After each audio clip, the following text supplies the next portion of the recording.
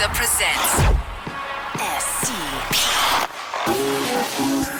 The Steve Dangle Podcast with your hosts, Steve Dangle and Adam Wilde. Well, hello again. I have a tweet for you. I don't. We're going to start the show with this. I'm done. You actually miss 0% of the shots you don't take. That's how percentages work. Wayne Gretzky is a huge dumbass. Wait, what? So you've heard the quote, you miss 100% of the shots you don't. Who the hell said that? You actually miss 0% of the shots you don't take. That's how percentages work. Wayne Gretzky is a huge dumbass. It's from, he calls himself Miller Lowlife. It was 3-0. At it was 3-0. I don't know. I've never heard of his Twitter account before, but that's really funny. I saw another one. I think it was Bobby Cappuccino. He was talking about, you know, that amazing shift Matthews had against the Blues where he just had the puck on a string for like a solid 15 seconds or something like that. Mm-hmm. He's like, well, he actually generated 0 Corsies on that play, so it was actually bad. I just love it. I just like, hey, you got to laugh or you're going to cry. Yeah, absolutely. They've lost a bunch. Well, I mean, and also, I mean, Steve, if we're talking about you here, you're close to tears. Yeah. I talked to Steve last night, Jesse, and Steve is sad. Before we get into the Leafs, this is pre-Leaf game. Steve is sad, Jesse. Uh-huh. Jesse, look how much he cares. Jesse exhaled a little bit there as though he's like, this is probably not going to be worth me listening to this. Yeah, tell me something new. He gave me a look that very much said, this guy. It's not about the fact that they broke his phone. It's not about that was the price that they agreed upon. This time it was about his microphone. Steve's been testing out a new microphone. We think it'll sound better for him on TV. We've both been on him about it a little bit. Like, hey, give this a shot. So Steve, Jesse, is upset because the microphone, I told him, sounded like AM radio in the 1980s. Oh, the story starts so much before that. Okay. It starts before Does that. it start before that? Because what I would like to say is that, I was a little surprised at how upset Steve got after going to Henry's twice to get new mic equipment. Well, because we haven't talked about when I went to Henry's the first time. All right. Oh, this is good. So the first time I went to Henry's, which is a... It's already such a long story. Camera and audio store. Jesus. Wow, Jesse. Go ahead. Entertain me. What are you going to be like as a dad? Like your kids are like, okay, Dad, I'm going to give this speech to my grade 1 class tomorrow. First line, no, grammar sucks. Try again. They let you graduate kindergarten? I have no son! If my kid doesn't breathe properly, I'm going to be disappointed. Well, I mean... Future children, get it right if you're listening to this. Daddy, what? I do social media for Tim and Sid!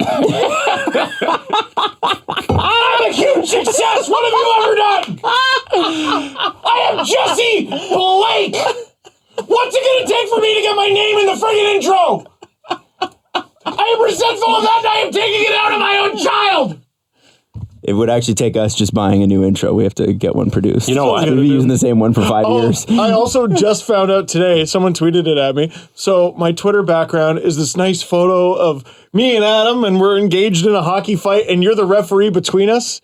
And I discovered that when you click on my page, my new profile picture just goes right over your head. No, but I saw that, but it's only on like their browser kind of or whatever app. So I think they're on an iPad, so it's not for most people. But So what you're saying that is was a funny picture. Okay, It was a Sens fan too, Yeah, so yeah. like Smelly their opinion's Sens gonna fan. move soon. Anyways, my kids won't complain when a little microphone doesn't work. I know that. Oh, that's good. So anyway, you went to Steve. I'm on the phone with Steve. Yes. And he's on his way to... Before that. Before It's that. a long story. No, I'm talking about the first time you were on your way to Henry's. Because I was on the phone with you then, too.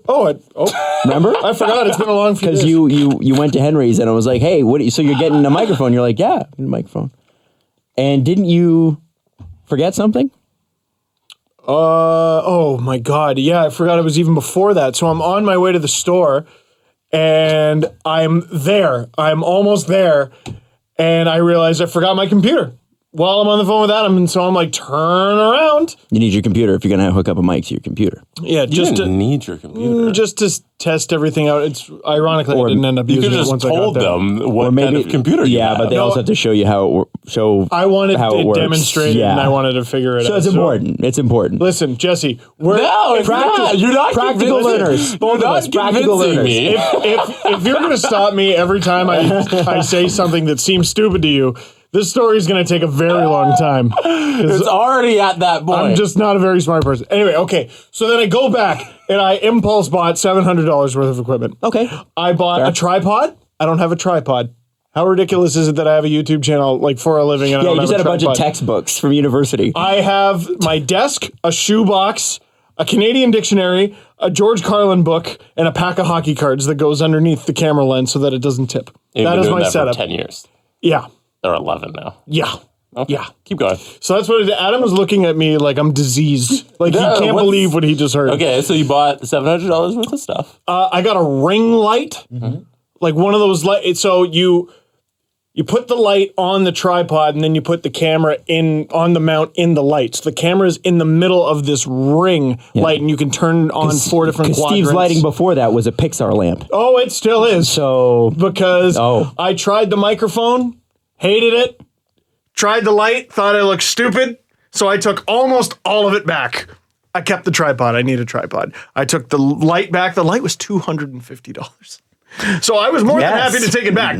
Yeah, oh yeah, yeah. So anyway, and I took the microphone back because it sucked and I was frustrated. So, But you didn't talk about your trip the Oh. first time.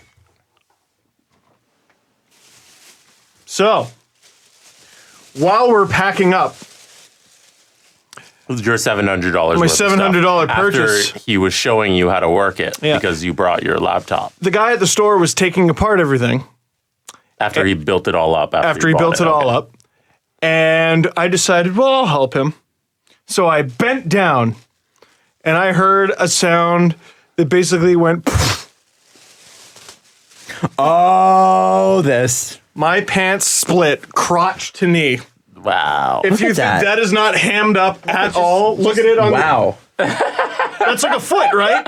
Wow. I was Adam, can you very, describe it for people who are Well, listening? what I would say is that, okay, so look at if you're wearing jeans or pants right now, you look at your fly, okay? Halfway up your fly to your knee, ripped. Imagine right along the seam. at the front. right where the fun bits Steve's are. pants are ripped. I am so thankful that I chose to wear tight underwear that day. I wore boxer briefs. And I didn't know there was another choice, by the way.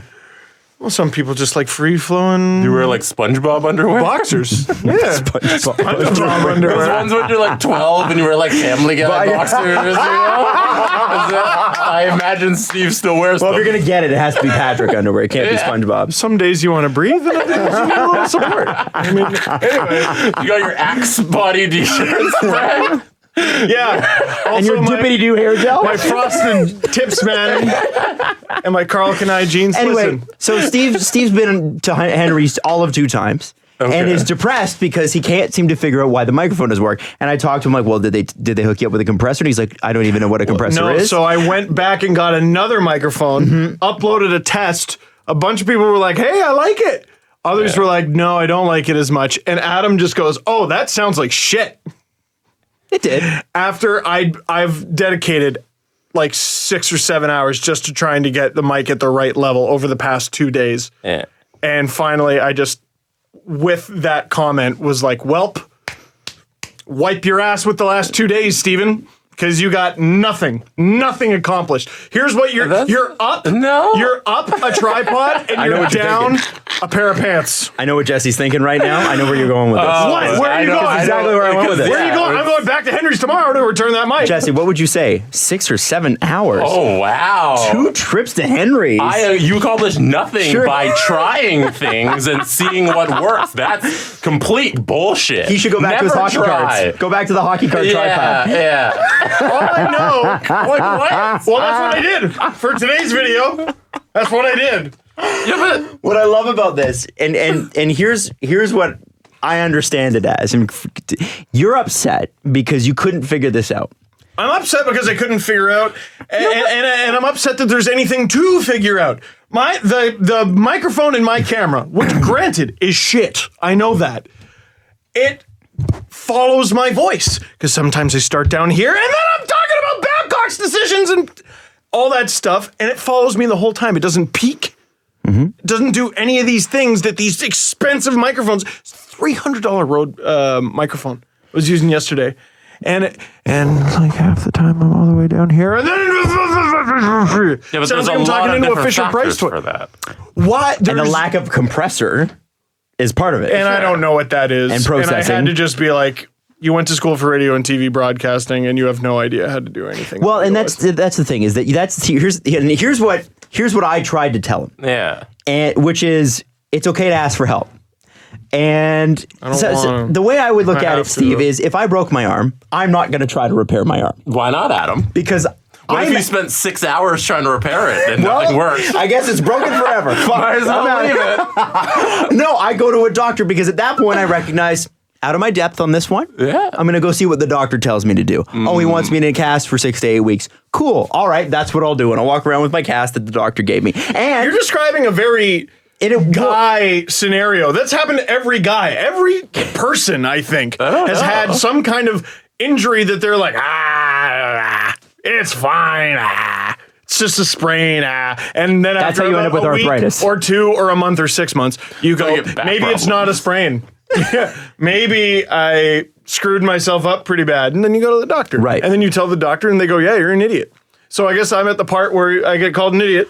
Well, so let's have it. All I said to Steve was, it need not shatter your confidence that you couldn't figure this out because this is not what you do. Yeah. And again, it goes back to the conversation we were having last week about let people farm out the stuff that you don't do well. Focus on what you do. Yeah, the main part there is I don't get why this is the end of the world. Why is the sky falling because you have to take 2 trips to Henry's to find a microphone? I thought I walked in there and I would buy a thing and it would work magically right away. See? And everyone would be like, look at you, Steven. We're so proud of you. Good job. See, good job. My good friend Adam Wilde taught me a thing or two about expectations. And if you walk into Henry's... What did Adam say? Hey. How many Werther's Originals in are you in this conversation? When you walk into your aunt's house... Did he give you a commemorative doily? When you walk into your aunt's house and she offers you food, you're going to eat that food. Oh, I'm not saying you shouldn't. Because your auntie knows best. Auntie does know best. Auntie knows best. So let me be an auntie. And that auntie taught me about expectations. And you expecting to go into Henry's and walk out and magically you have 1 million subscribers because you got this new microphone because it sounds great. That's what I expected. That's an unreasonable expectation. Well, I didn't know that. I thought this equipment's expensive, therefore it probably comes out and I half expected to open the box and it goes greetings and it says hello. Steve Dangle. Yeah. And it makes you a coffee and then it starts going la la la la la like all good microphones do when you take them out of the box. And then, yeah, you're right. Then I would have 1 million subscribers and I'd be rich and I'd never talk to either of you ever again. I know nothing about microphones and yet I expect to figure this out in 6 hours. Yeah. Dude, we have at the fan here, we have 4 engineers who just built this year. We're all busy and I don't want to bug them. 30 studios. They built 30 radio studios and it took them 18 months. And these are professionals. This is not easy, man. It's not easy to do. And you should. I was talking to one of them today and they're like, why the hell didn't you just ask me? His name's Cam. I'm going to hook you up with his email. He's great. Did you try the lapel mic I gave you? Yeah, it wasn't great. It's an option. I used it for my TV hit last week. I have to make another one tomorrow, so I might do that again. Unless you need it back. But anyway, plugging a mic into a DSLR isn't exactly ideal anyway. I don't know. I feel like DSLR. I don't know. In the very little that I learned from a few YouTube tutorials that I watched yesterday, it sounds like they're not the greatest devices. Let me go talk to other YouTubers and see what's up. If it's good enough for Casey Neistat, it should be good enough for me. And just like most YouTubers, I've never heard that name before. He's like one of the most popular ones. Yeah, of course. He's a very big YouTuber. Yeah, but that's a very South Park thing. Yeah. I asked my kids who their favorite celebrity was. They said PewDiePie. I looked him up. He had 35 million subscribers. I've never heard of him. Yeah. That's the best part. Now that we got that out of the way, and that you see that you were being my friend, and not because I want to insult you, but because I want to bring you back off the cliff a little bit in here and say you're being a bit irrational. We're going to get you some help. To insult him. No, okay. So, all right, I can't speak for myself. I can only speak for myself, that is. Between forgetting the laptop and then buying all the wrong equipment for no good reason, and then splitting my pants, and then having my friend be like, that sounds like shit. All I could think was...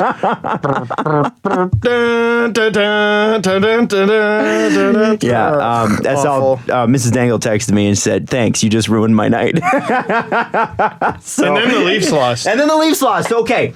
Bad first, good second, good 19 minutes of the third. And then overtime bad, right? Roughly. Yeah. I feel like too often during a Leafs game, what annoys me, so this is I'm going to go very hashtag watch the games here. Okay. I'll see people. I've seen you, I'm noticing you're doing that a lot more lately. Hashtag watch the games? Yeah. It you're means like, a lot to Steve.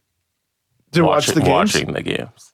Yeah? Yeah. Where are you going with this, Jesse? I just feel like you're passionate about watching the I'm games. very passionate about watching do these the game. players pass your eye test, sir? Here's the thing. Oh, I'm not criticizing the players with my eye test. My eye test, a lot of people on Twitter are not passing. Oh. That's right. They're not passing your word eye test. Well, yeah. Yeah, sure. We'll go with that Smooth. until Smooth. further Rolls notice, off the tongue. for sure. These people are on Twitter and they're live tweeting the game with me. So like I know they're watching as well. And they'll be like, Leafs are getting completely caved in and outplayed at home right now. And I'm like, okay, they just had one bad shift after having 8 or 9 passable to good ones in a row. And I have the distinct feeling they're just looking at the totals for the game. And yeah, if you take the first period was crap. Yeah, for sure. And the Leafs' first periods are often crap, which is a huge problem. And I think we can mutually agree that it needs to be fixed. But so often I'll just see Leafs are getting outplayed really badly right now. And I'm like, not currently, not at the moment. At the moment, they're doing much better. Mm-hmm. So what are you talking about? And I saw a lot of that during the second kind of early third of this game. And I was very baffled by it. It's a pretty, when you think about it, I mean, and I've tweeted it myself, but I think it's a pretty easy thing to say. You know, they're getting outplayed right now. Like, specifically, I say it all the time. I know, but when you, I feel like sometimes it's like, okay, we got to go beyond that. How? Why? What? When? What's the time frame? Also, because if you're who's live getting tweeting during a outplayed? game, if you're live tweeting during a game, you can, from a first to a second period, that can change drastically, right? As we know. Of course. So, you know, it's got to be like, right now, is it right now or is it this period or what is it? Like, time signature that a little bit more, maybe? Well, and who's playing poorly? Don't say the whole team. It wasn't. It definitely wasn't the whole team. The Matthews line, I'm trying to remember a shift they had in their own zone. Like, they were fantastic. Matthews was very good. He was very good. Is he good? He's a good player. Okay. He's a pretty good player. He's a good man, too. And, Matty looked like Matty, so that was good. I have a question. Yes. Who are these people that are tweeting these things? Are they fans you're following, or are they actual hockey journalists that are tweeting these things? No, mostly bloggers. Mostly bloggers. Mm-hmm. Okay. Which, I mean, that's fine. I am also that. So these are people you respect their opinion, and yet you think they're Yeah. not seeing the game properly. Well, if I didn't respect their opinion, I wouldn't mention it because it wouldn't mean anything to me. Okay. But these are people where I'm like, I feel like you know better. Right. So either I'm missing something or you are. No, that's interesting. And fair. and again, my confidence was at a very low point last night. So I'm like, maybe it's me. You wouldn't Maybe be they are last getting night. After a outplayed. grueling 6 hours Yeah. trying to figure out my audio equipment. Yeah, my confidence in general is shite. Hasn't it been that way since '88? Since I started Catholic school, Jesse, I think Adam hit the nail on the head when he pointed that out. I don't know. No, it was just very confusing to me because I know they watch the games. I know that. So it was just weird to see that there was a time to tweet that in the game where it would have been relevant and correct. 1 minute in, when the shots were 5-0. Bad. Like I watched Freddie made like 2 amazing saves, I want to say, at the end of the first shift, and I was like, this is gonna be a long night. Yep, I can see it. And then sure enough, the Leafs brought it back, and then it's like the end of the second. Oh, the Leafs look terrible. I'm like, what are you talking about? Yeah. I don't know, but I'm concerned by the same old crap. Like, and this has got to be getting old to some of the Leafs fans listening. I can only imagine If you're a non-Leaf fan, how do you feel? Oh, friggin' hi, Leia from Pittsburgh all the time. Yeah, sorry. You know, there are fans of other... I know! You have back-to-back cups, just be happy, for the love of God. But Leo Komarov led all forwards in ice time again. Polak's out there. He's not part of the rotation. I think the lines, the pairings at practice today were Dermott, Polak again.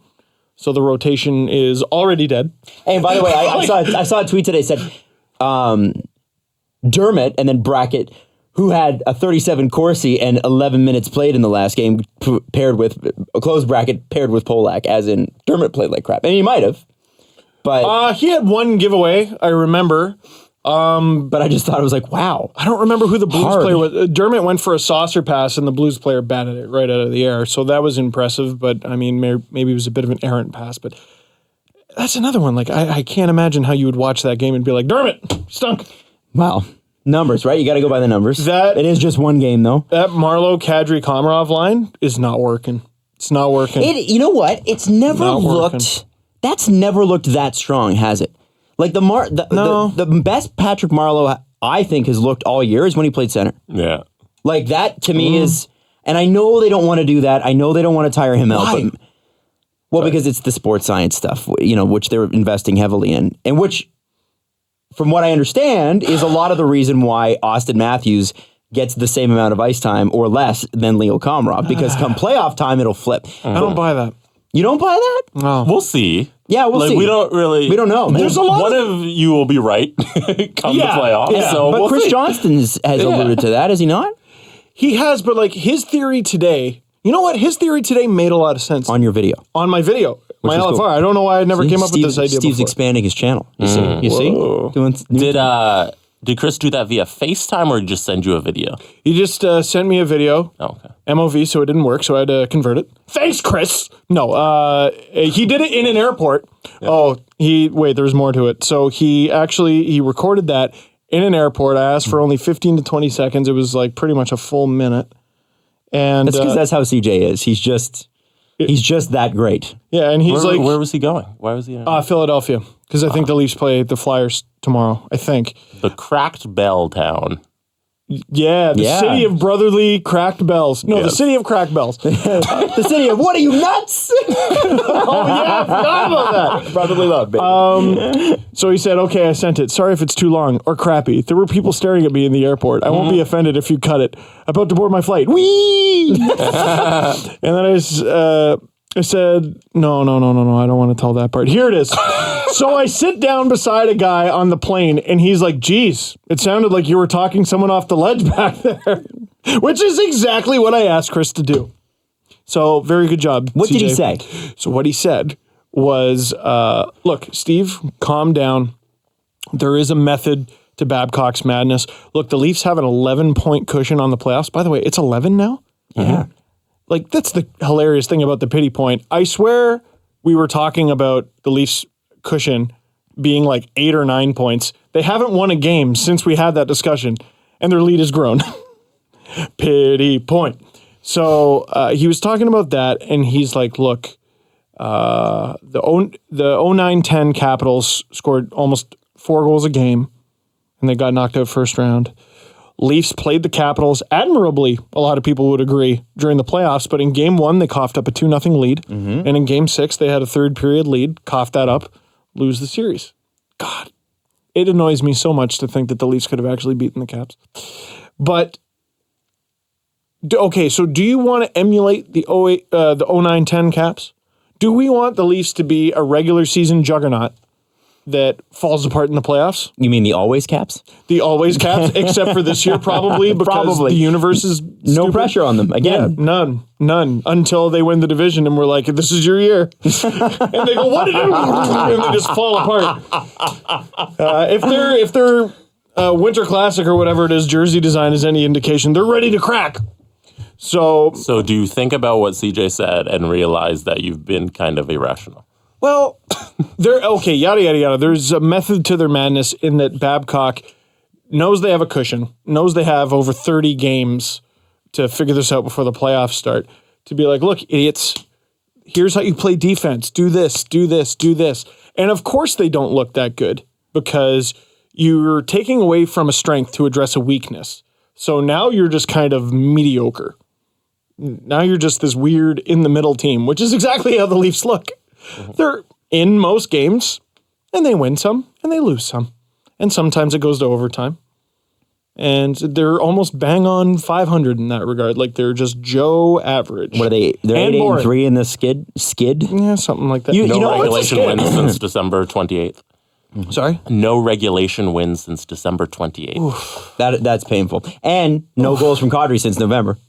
That streak continues. Except for that one off his foot. Right. No goals off of Kadri's stick since November. That's right. Which I think one goal matters. Yeah, it does. It does. I wonder if I don't know. Anyway, so that made me feel a little bit better. So that is the method to Babcock's madness, let's say. And there's logic to that, and I like it. But then when you say, well, the sports science, I'm like, okay, can it be both? Can it be? Because I need a conspiracy theory to subscribe to, and I feel like conspiracy theories don't mend well together. You know what I mean? It's either he's trying to teach them defense or it's sports science. Maybe it's one or the other. Would it not be both? Why could it not be? I guess it could be. Because here's the thing. Okay, so you're trying to teach them defense. I want to desperately believe it's at least one of them. Oh, for sure. Listen, this is okay. Here's the one thing that I know is that Mike Babcock is way smarter than I am. So Mike Babcock... And he's smarter than this. He has to be. Sure. Has to be. Do you think Mike Babcock doesn't know what he has? And that it is frustrating. I listen, to everybody feeling like, what the hell is Leo Komarov doing 20 minutes, 24 minutes, whatever. I get it. But I have to believe, based on the history that this man has as a coach, that there is a process afoot. And as Lou Lamoriello continues to say, the one thing that Lou Lamoriello concretely says in every interview, because nothing else he says actually means anything, and I don't mean that as a slam on him, it's actually brilliant. Listen, Adam, he's not going to put a hit on you. That's right. No, but I mean, like, you read Jonas Siegel's latest interview with Lou Lamoriello. Right? Like, it's just, Jonas does his absolute best, and Lou just gives him the Lou. How many words of nothing was it? It was a lot of words of nothing. And it's, and that's the thing, is that it doesn't matter who you sit Lou Lamoriello in front of. He's not going to tell you anything. But what he will say is it's a 5-year plan that's changing every day. 5-year plan to me means development. And you can't just, okay, these guys are... Jesse just put his finger in Steve's mouth. Because Steve was upset and had his mouth open. Why did you have your mouth? You're right. Shame on me. What was I thinking? How are you not defending yourself? Why would you leave your mouth open like that? I don't know. Ready for attack? Did I just cheat? Is that you how might have that just works? cheated, yeah. I'm going to call my wife right now and apologize. I think there has to be something to this. There has to be. And I feel like part of it is they know how they can play. Yeah. But we got to be responsible. And I thought you brought up a really good point in your video. Thank you. And it made me think of something. Jesse's eyes almost just came out of his head there with that aggressive reaction. You know it. James Van Riemsdyk. All anybody's talking about is James Van Riemsdyk and the amount of goals he has. But you made a really good point wherein you say he does one thing. And nothing else. And I don't think I'm being unreasonable. When have you seen a shot off the rush? When have you seen a good defensive play? When have you seen somebody tied up? There was a play last night. I don't remember if it was Bozak or Marner who fed him off the rush. But I was like, he's passing this. He's passing this. Because his other option is to shoot it. And he doesn't do that anymore. Like one day... He used to shoot. Yeah, JVR just decided I don't do that. Shooting's not a thing I do anymore. I do backhands from 5 feet out. I do tap-ins from 5 feet out. And I do deflections. Yeah. And that's what I do. And I do it really well.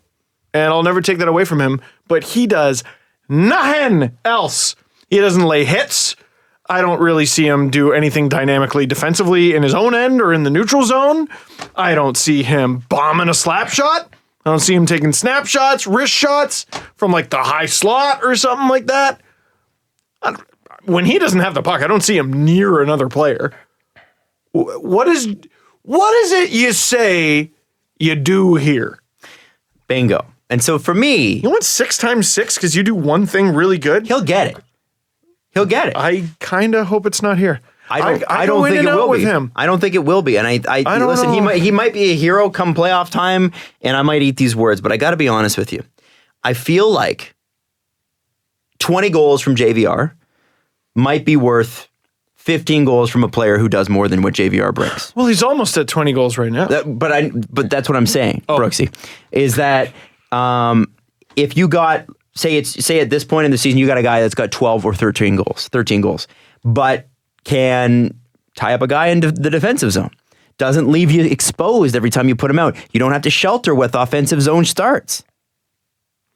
A Connor Brown type guy. I don't know. I feel like there are players who can put up similar numbers. I'm not saying that you got a guy in the Marlies system, because everybody's thing is, well, they don't have anyone in the Marlies who can do this exact thing at this exact moment, so therefore they have to hang on to him. I don't believe that. I've never believed that. I think that if JVR scores 30 goals this year, that's amazing. And if you lose 30 goals, that sucks. However, It's going to be hard to replace. Do not tell me you can't do that by committee, and don't tell me that you can't clean up some of the stuff that he doesn't do. Well, yeah. So I don't think Which prevents it's that goals. you're just trying to replace the goals he allows. Scores. You're trying to, you might be able to alleviate some of the goals he allows. Bingo. Well, remember, JVR Bozak Kessel scored 1 billion goals, always had more goals scored against. From the second, when he was traded to the Leafs for Luke Schenn, Flyers fans were like, he is a world destroyer when he wants to be. We saw that 7 points in 7 games against the Bruins. Yeah, he's great. And he was decent in the Cap series too. Like, I think he scored the first goal of that series. He's a great player when he wants to be, but boy, he's been super ho-hum recently. I would like to see Marner taken off that line. And I don't care if it's a 4th line demotion again, because he's doing that ridiculous spinning the wheels, just trying shit for the sake of trying shit again. Oh, ridiculous. Oh, I'm going to put it through my legs and behind the bat. To who, Mitch? A pass involves a receiver. He's just trying stuff. Would Here's that what I tell you want. that he doesn't trust his line mates? No. I would love to subscribe to that theory. It makes some sense, Adam, but we've seen Marner do this. When he gets desperate, he just tries crap. But who is he playing with, and why is he JVR desperate in and the Bozak. first place? So he's never not played with them. Yeah, I don't like him being with that line anymore. So if Babcock's idea is development, I have a few questions. One, leave Polak out of it. Yeah. You think he can kill penalties? Or no, I'm going to bring Polak into it. You're trying to develop the team and you're trying to teach him something. You're having this dude kill all the penalties. And Ron Hainsey. Like, okay, one guy I get, like a safety net. Ron Hainsey's been worth every dollar because I think he teaches. Polak? Is Polak teaching much? I don't know. Like, why not have a younger guy kill penalties and you can teach them? When it comes to Komarov, if it's about teaching team defense, why are you having one of the senior most guys among your forwards playing the most minutes? If that's the case. And if it is about development, I'm going back to Marner now. Hyman, I think has played well. Matthews looks like his normal self again. Nylander's been fine. JVR Bozak Marner has lost its magic. JVR Bozak Brown. Give it a shot. Brown deserves the upgrade. Marleau, Kadri, Marner! Screw the idea of a shutdown line. I don't think it works. It certainly didn't against the Blues. And why do you have 500-something goal Patrick Marleau on a shutdown line? Yeah, and again, That doesn't make sense to me. 30 goal scorer last year, Nazem Kadri. Who was on pace early on in the season. Marleau and Kadri combined, I want to say, almost 60 goals last year. And then you put him on a line with Marner. Ugh, that's amazing. And then your 4th line is Martin, Moore or Gauthier, Komarov. Which I don't hate. You go on one wing, you got Martin, and you go on the other wing, you got Komarov. Banging and crashing. I think that's more resembling of a 4th line. Maybe Leo gives you some better. I don't even give a shit if you use Leo on the power play at that point, because at least he's playing less overall. He'd be more rested. And he's more think. rested for, he can be more of a pest in front on the power play. He can be more of a pest on the penalty kill. I just don't understand if part of the process here is teaching the team how to defend. Why are you having your oldest line as your shutdown line? Why are you having one of your oldest forwards as your shutdown forward? And why don't you trust the younger guys with more of it? If you what's the sink or swim thing? You want to teach a kid how to swim, you throw him in the pool? Throw a couple of these players in the pool. Throw him in the fire. Throw Travis Dermott in the pool. See, throw him out there on a PK. Don't even tell him it's coming. Throw him out on a random PK in the second period after he didn't kill a single penalty in the first and see how he does. So you started this by saying you know that Babcock is smarter than you. Yeah. So no, Adam said that. I just agreed. I did say that, yeah. So this scenario of your new lines, I'm sure he's thought of it. So why isn't he doing it, Jesse? Because there are reasons that he has that he knows that wouldn't work or that's not the way he wants to go right now. But why? It doesn't matter if you know why. He knows why. Because it's not like he didn't think of that. It's not like he doesn't know those guys exist and are on his team and can play on a certain line. It's just he's choosing not to do it for strategic reasons that we probably just don't know. I have a hot take wild theory. I'm into it. Also, I have a JVR question after that. Oh, okay. JVR question first. Hot take wild conspiracy. # wild thoughts. Do you think JVR is focusing on goal scoring to make his contract in the offseason look a little bigger? Because when you're a 30-goal scorer or maybe even 35, you might be able to get a couple extra bucks. For sure. When you're on the free agent market. Yeah, but wouldn't playing better help you score more goals? I think probably it's not. numbers at that point. Probably not. Yeah. Don't kid yourself, man. Do you think NHL general managers who have to watch 82 games are looking at Leaf games much? How much think they're not? How much do you think Jarmo Kekalainen or who's a team that would sign JVR? I don't know, anybody. Brian Burke, Peter Chiarelli. How many of these guys are looking at Leaf games all the time? They're going to trust what their scouts say. Well, they got and they're going to say, hey, we need goal scoring. What do we need?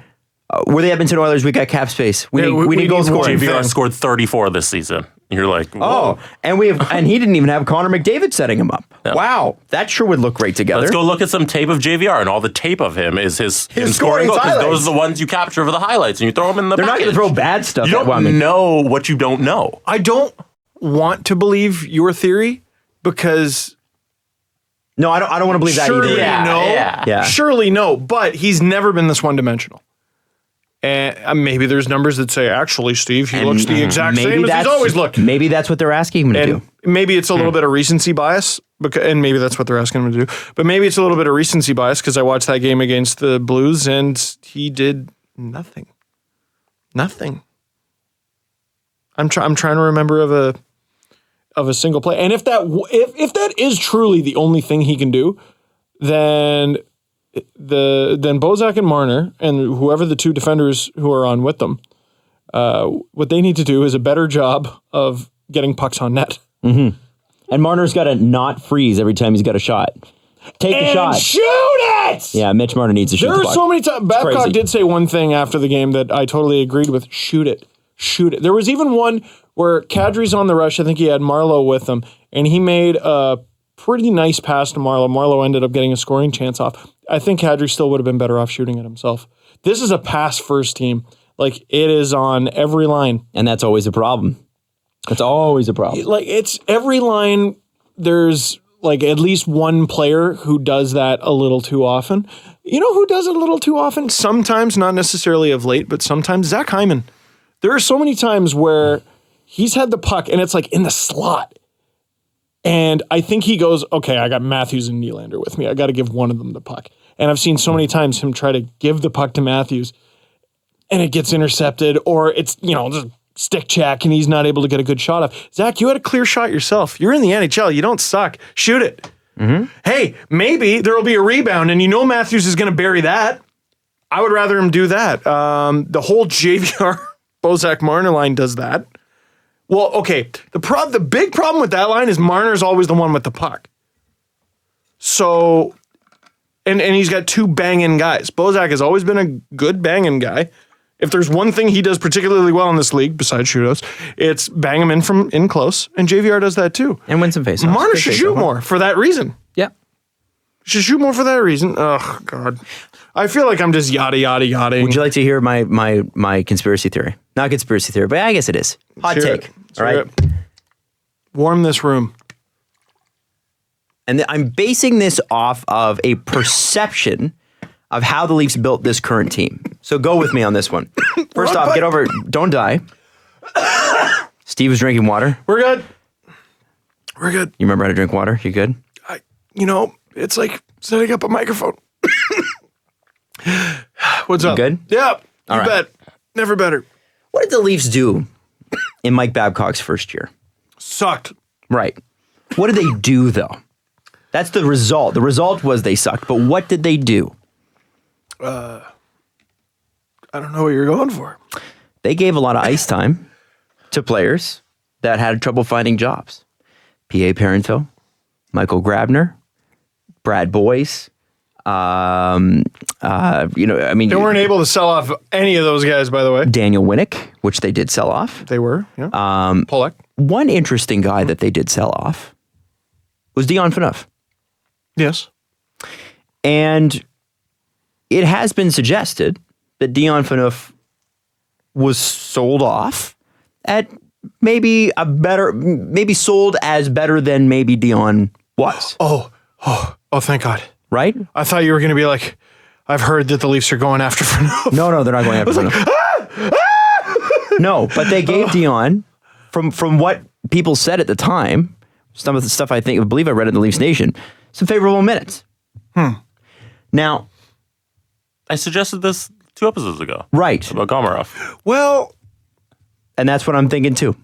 I'm convinced too. See, but are Did you say talking that? about they Yeah, gave... I'm sorry. So Jesse gets full credit for this. Are you talking about they gave Phaneuf easier minutes? I'm saying they're pumping the shit out of Komarov's minutes. Well, because they're certainly not giving him easier because they minutes. could They're be giving him trading the him. hardest ones, right? But Why? they're giving him lots of ones. Why? They couldn't be thinking of that. Why not? No, you think so? You're going to lose 3 guys this offseason. You know what? Actually, chances are they re-sign Bozak because who's going to play center otherwise? You know what? I'm listening to Harry Potter. I grew up loving Pokemon and Dragon Ball Z and all the Disney movies. I like fairy tales. I like stories. I like a good yarn. I love it. And I just feel like I've had this thought, and it sounds like you've had this thought, and maybe even Jesse has had this thought. Jesse had the original thought. I'm sorry. I had the same remember thought. I referenced Mindhunter? I'm about... I was like, this is my Mindhunter theory. Oh, your Mindhunter theory. You guys never seen Mindhunter on No, Netflix? I haven't. I guess the reference went over your head too. Oh, I'm sorry. Please explain. Explain, yes. Here, wait, I was in the middle of a thing. Oh, okay. Steve sorry. was doing a thing. I love fairy tales. I love magic. I want to believe. And I feel like a lot of Leafs Nation believes that at some point over the next 6 weeks or so, the Leafs are going to go, surprise! We were smart all along! And we traded Komarov and Bozak for John Tavares, and Kasperi Kapanen is the captain now. And Andreas Johnson's up, and guess what? He's going to score 30 goals between the trade deadline and the beginning of the playoffs. And then they're going to ride off into the sunset with the Stanley Cup. And Babcock's going to get the cup tattooed to his face. He's going to get a Stanley Cup teardrop tattooed to his face. And just be like, kiss the rings. And that's how it's going to go. Kiss the rings, team full of good players. This is what you think is going to happen? There's a small part of me that wants to believe they're going to go, ha! They're going to tear off their shitty team mask and be like, surprise, we were a good team all along. And okay. I just don't, I have a very hard time believing that literally the best case scenario is going to happen. I think it's time to start throwing Leo Komarov up on the trade bait board. On your, are you in your franchise mode? I'm in my franchise. I'm telling you, there might be something there. We have seen this before. And the best predictor of future is past behavior. And quite literally, we've seen this before. And to me, they're going to trade such a leader of the locker room. Think about that, though. Think about it. I'm going from hockey culture. Leader of the locker room. Well, now it's time for the new guys to take over. Wow. Leo's contract's up. You're not before going the to. playoffs. You're probably not going to trade a centerman because you need your centerman going into the playoffs. You're probably not going to trade the guy who's going to score you 35 goals because you need goals going into the playoffs. What's expendable? What's a guy that you can replace? Andreas Johnson, Nikita Soshnikov, even Kasperi Kapanen. Doesn't play the same role. If you're looking for the same role, Andreas Johnson's probably your best bet. Does Soshnikov exist? He's on the IR still, apparently. Yeah. All I'm saying. For what? Can we just focus? Yeah, sure. All I'm saying is, it sure looks like he's expendable. And it sure looks like if you're part of a 5-year plan that changes every day, Lou Lamoriello's words, wouldn't you want to sell at least one of those guys off, get some sort of futures, and make room for somebody new?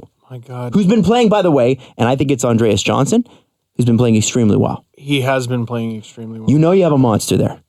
Or a little monster there. Potential. Potential.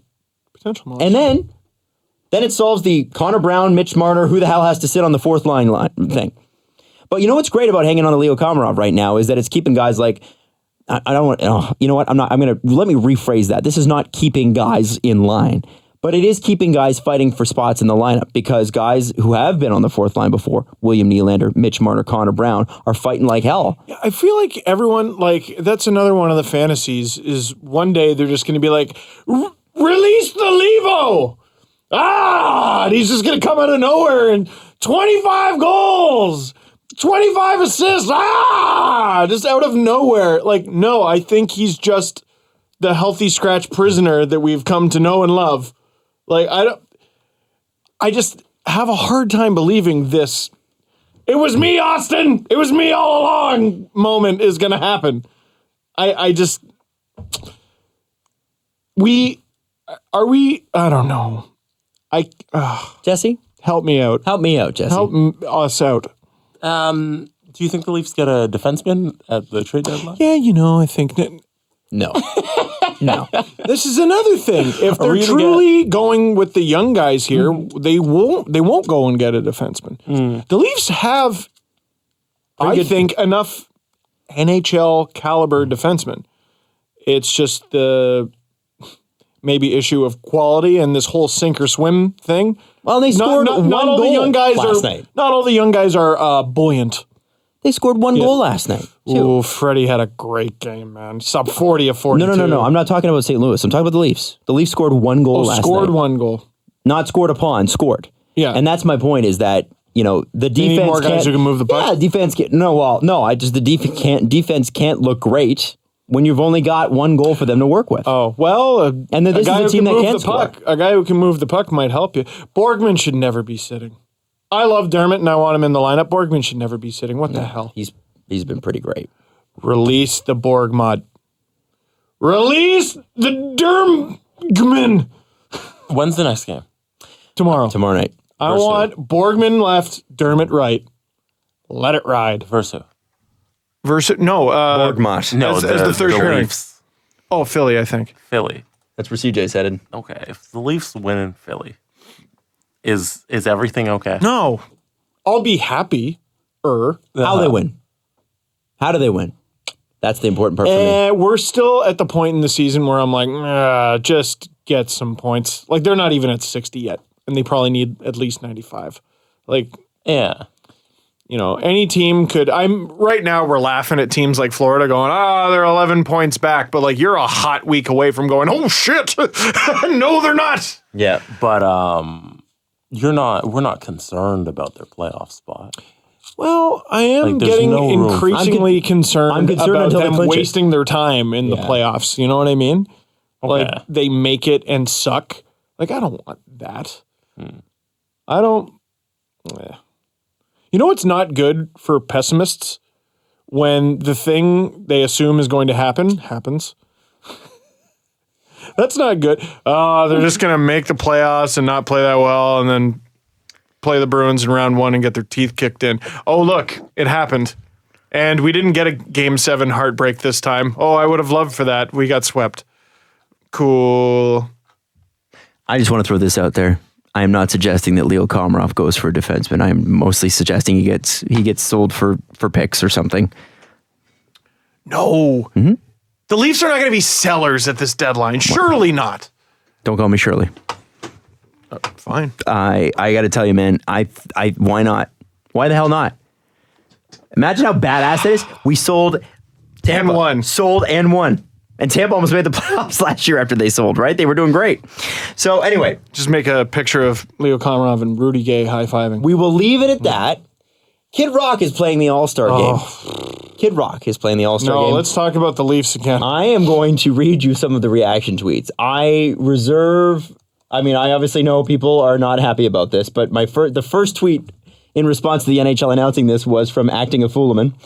And he said, "Do you hate your own fans, or what is this exactly?" Man, I got to see Fall Out Boy in Columbus in 2015. I feel like that is upper echelon NHL talent. By the NHL standards, Fall Out Boy's a big act. Who played last year? I'm trying to remember. No idea. The one in LA.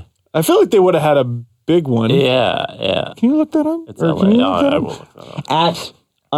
At 50_mission cap says, "What, were Limp Bizkit and Creed busy that day?"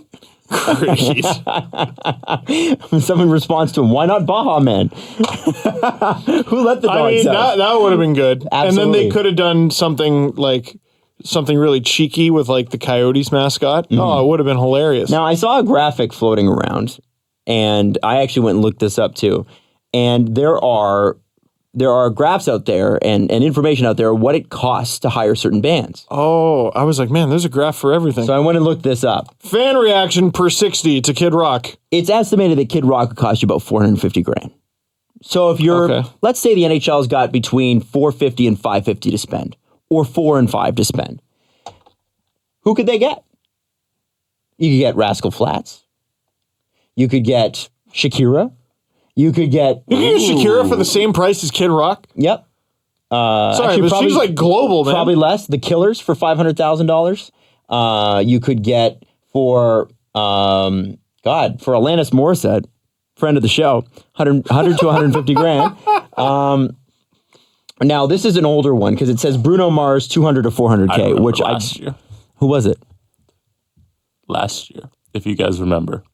Nick Jonas sang. Oh man! Do you remember that in the first intermission? No, man. I don't remember the I do. performance. You know but like why? Nick Jonas is like why I remember upper that? echelon. Because Jesse and I we walked into a meeting with our boss Paul, who's great, and we said, "Did you see the Nick Jonas performance?" And he's like, "Yeah," and we're like, "Nick Jonas can't sing," and he's like, "No, he can't." We're like, "No, Nick Jonas can't." Like, But in terms of like talent, the NHL can book. Nick Jonas, that's a big name. Yeah. So was Kid Rock. He's a big name. In what year?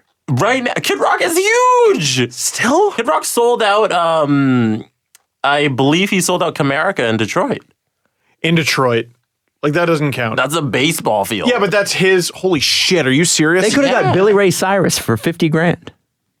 Yeah. Yo, I'll take Achy Breaky Heart over that. Anyone should be able to sell out their hometown. And if they can't, they stink. Kid Rock is about to go on an international tour. That's also true. No, he's not. He is. He's also... In Ukraine, are they like, I'm a cowboy, badass and black? He's going to play the Air Canada Center on February 16th. Yo. We should get tickets. That's fairly soon. That is fairly Dude, soon. Justin Timberlake is like going to be at the ACC at about a month later. You mean not Kid Rock? You're right. They could have had Tone That's what Loc I for call $10,000. Tone Loc for $10,000. Oh, I thought you said Post Malone. I thought you No. said Tove Lo. No, not Tove Lo. No. No. You should have Post Malone at the game. Soldier Boy for $75,000. Oof. I was about to say, well, they're not that desperate yet, but they got Kid Rock. I mean, hey, how about this? Save all your money and don't have one.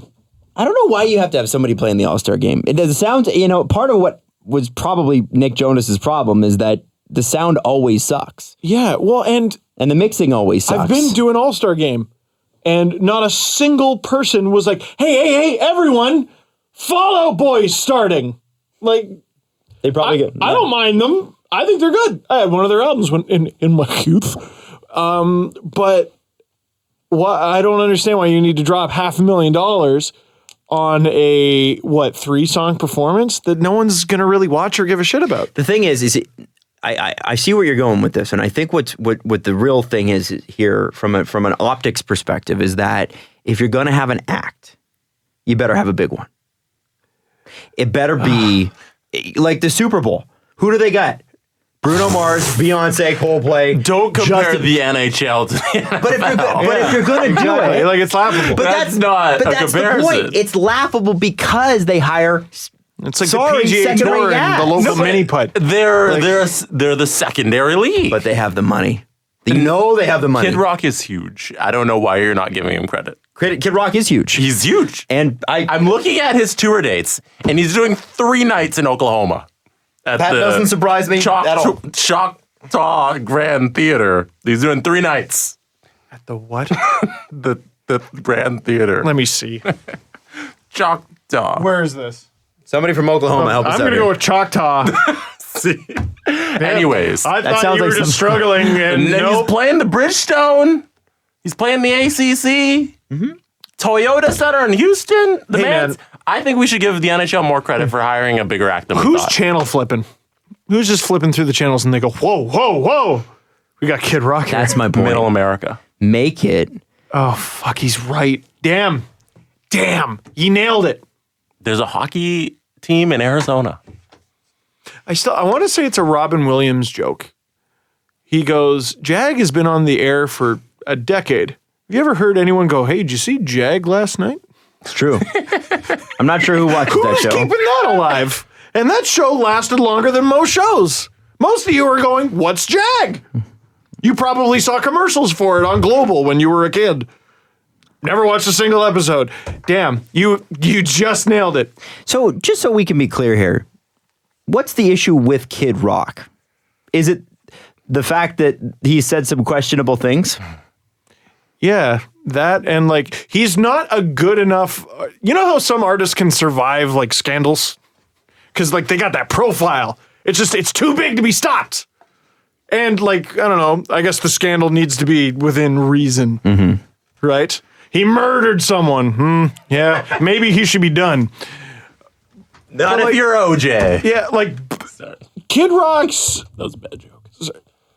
Yeah, Ba Wit Ba Ba shouldn't be like legacy concrete.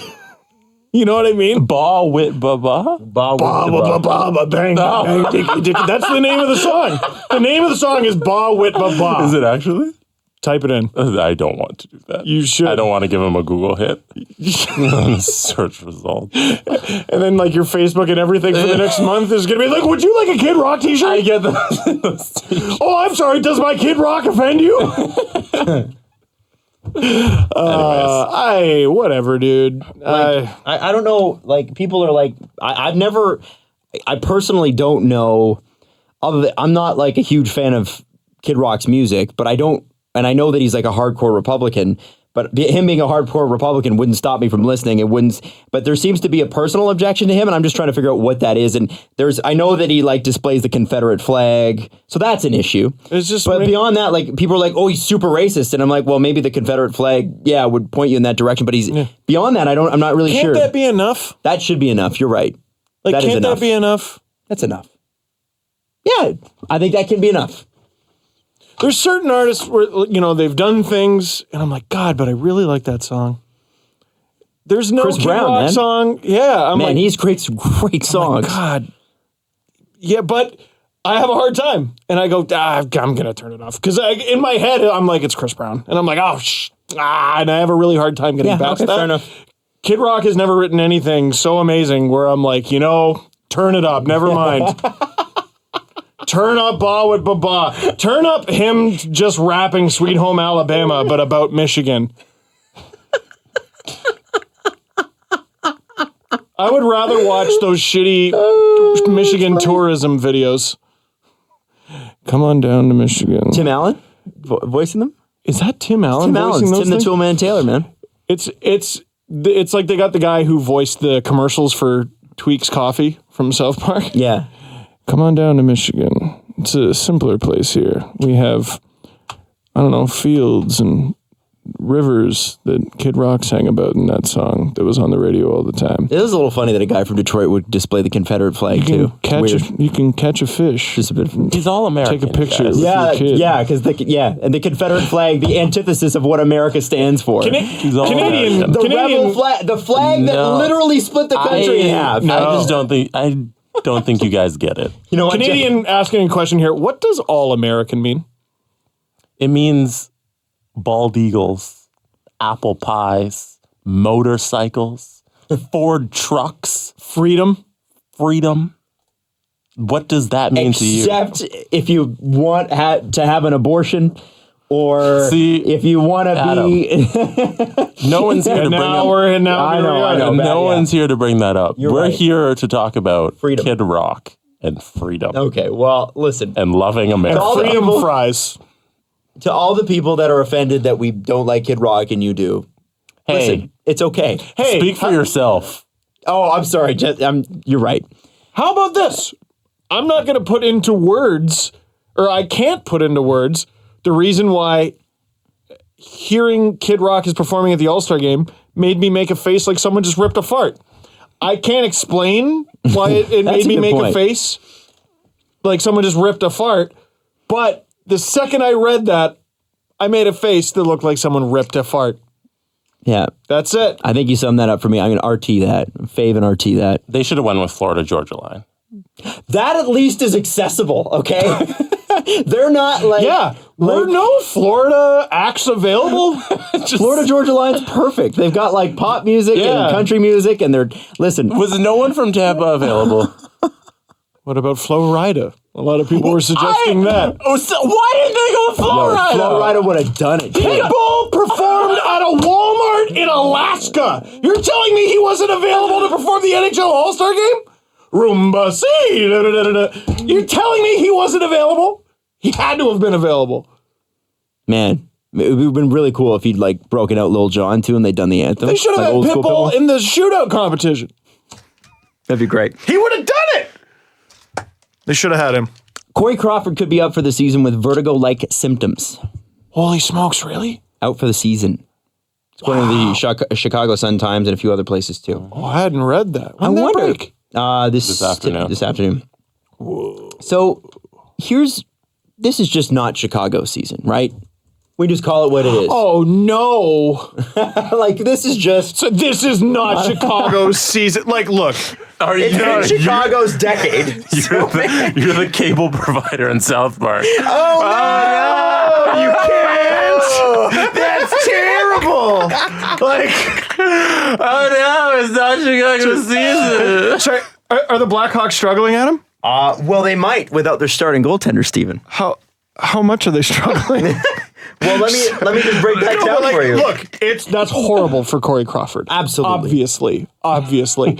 But what we consider to be not the Blackhawks season is they're a middle of the pack, still in the playoffs. sneak team. in. Could probably 3 sneak points in. out of a spot right now. Oh no! What are they gonna do? Quick! Someone fetch me some clean linens and an outdoor game. Stats. We need to tend to the Blackhawks. We need to get them a warm blanket and some cocoa and 3 outdoor games minimum. And they were able to turn Richard Panik into Anthony Duclair. Yeah, like yes, this has been a Blackhawks week, and we're already talking about it not being their season.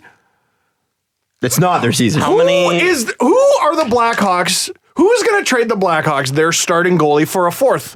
Is a better question. How about we go there? Vegas. There it is. Jesse found And it. then Vegas starts losing and the Blackhawks take their spot. Holy mackerel, Jesse might have found it. You might have found it. I was wondering something. Who's got 2 goalies? Carter Hutton. Patrick Kane currently sitting at 18 goals, 27 assists.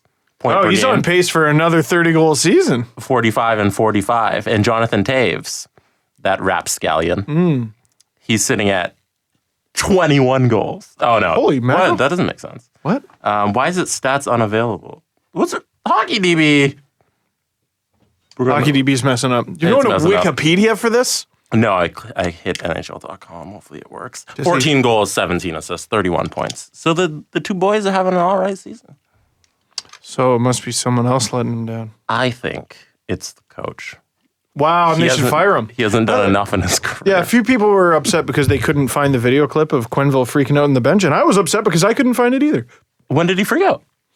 When he was the assistant coach of the Avalanche and they won the Cup in 96. The one you're referencing? Yeah, I couldn't find it either. So, okay, whatever Rock'em Sock'em it was that year, I want to say Rock'em Sock'em 8, because I watched that like every day when I was a kid. That's the one with the crazy Stars versus Oilers first round series, and Cujo made all those ridiculous so good. I'm pretty sure if you have Rock'em Sock'em 8, go to the part where the Avalanche win the Cup. You can see Quenneville just coming undone in a way I've never seen a coach come undone. Over Christmas, yes. Did someone not tweet you that you were in a Rock'em Sock'em? Oh, and then that I was mentioned. I still haven't seen that. Yeah, I was about to say, did we ever solve that? I haven't seen it yet. Oh, that's crazy though. I guess sales aren't doing good because no one else has tweeted it at me. That or it wasn't true. It was basically they just included the Iginla segment where Ron goes, "Oh, Steve Dangle was talking about that," and Don goes, "Who?" But that's crazy. You got into a Rock'em Sock'em. If it's true. Now I got to go out and get it. There you go. I just reminded you of something. Speaking of the Blackhawks, most of the time they make sound judgment calls. But I think we're ignoring... Oh, is Kid Rock performing at their... at their next outdoor game, yes. I think we're ignoring one of the worst trades in recent memory for the NHL. Huh. What's that? Artemi Panarin and Brandon Saad. That is not going well right now. So what are the stats for those two? Well, actually, what was the full trade? Wasn't it straight up? No. There were other parts. I want to say like Tyler Mott or something was included because I remember seeing like today or yesterday, like, oh, the Blue Jackets have called Tyler Mott, and I'm like, wasn't he on the Blackhawks? Panarin and Mott and a 6th rounder to the Blackhawks for... No, to the Blue Jackets. The Jackets, or the Hawks did get Anton Forsberg and a 5th round pick. Okay. And Saad. Now, I have to say... Forsberg might save their bacon while Crawford's out. He might, because he was supposed to be one of those guys in Columbus as well. And they needed to replace Scott Darling, who left. But that's right. Artemi Panarin has 38 points in 46 games. He looked great the last game I saw him. Brandon Saad, who had a rough start to the season, we all know that. No, he had a great start to the season. Oh, he's been rough since. He had like 2 hat tricks in the first week or something, and then he fell off. 23 points this year. And the thing is not great. Brandon Saad's a guy that produces at just over half a point a game. Well, he's a two-way player. Two-way player, but his career high, and he's done it twice with Columbus, by the way, 53 points. He's more of a two-way guy, but yeah, he's not doing great. All of a sudden, they need him to do both. The team's struggling to score goals. And I just think that might work out. Now, maybe Brandon Saad... Yeah, but they just got Duclair, so... Sure, but I still think that was a bad trade. But they wanted to get the band back together. Imagine if the Predators actually did what everyone said they did in the summer. Not even the Predators. Pekka Rinne drove the Hawks to madness. Because what did the Blackhawks have? 3 goals in 4 games before getting swept? Yeah. He just drove them nuts. And they just made a bunch of moves. Kind of like what the Canucks and Leafs did after playing the Bruins in a few seasons. The Bruins ruined divisions. The 2011 Bruins are still one of the most fascinating teams to me over the last decade. Because people reacted to them. Oh, so hard. And I wonder if Chicago reacted. It's like, oh my God, what went wrong? And apparently it came from Kane and Taves. That's who they wanted to have back. And nothing against Brandon Saad. But you can't tell me that Artemi Panarin's not a top line winger.